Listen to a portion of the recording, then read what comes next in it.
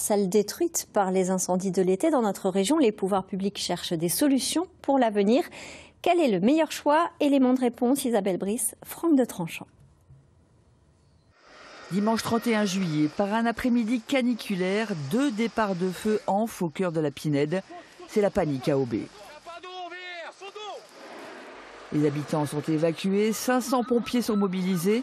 Au total, 370 hectares de garrigues sont ravagés par les flammes. Et pourtant, pour les écologues comme Olivier Thaler, ce n'est pas une catastrophe irréversible. Ce sont des écosystèmes forestiers qui sont adaptés et capables de se régénérer après un incendie tout seul. 8 mois après l'incendie à Aubé, il reste un paysage lunaire. La forêt brûlée a disparu, elle a été réduite en copeaux sur les conseils de l'ONF et de l'Association des communes forestières.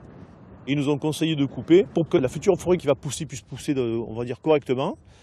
Il y avait aussi un attrait intéressant parce que le bois est quand même valorisable encore pendant 8 ou 9 mois après le feu. Et là, à l'occurrence, ici, il est transformé en copeaux de bois, en pellets. Cette opération va rapporter près de 75 000 € à la commune. Une fois tous les arbres morts coupés, l'humain n'interviendra plus. Cette zone naturelle restera telle qu'elle. Il faut laisser pousser pendant 2-3 ans. Et après, une fois que ça a poussé, on replantera dans les endroits où il n'y a visiblement rien qui a poussé parce que ça a été complètement trop chauffé, on va dire, par le feu, quoi. Replanter trop vite, une zone incendiée se solde souvent par un échec. Dans les années 80, un gros incendie avait ravagé les environs de Saint-Clément-de-Rivière dans l'Hérault. Une partie avait été labourée et replantée en vain.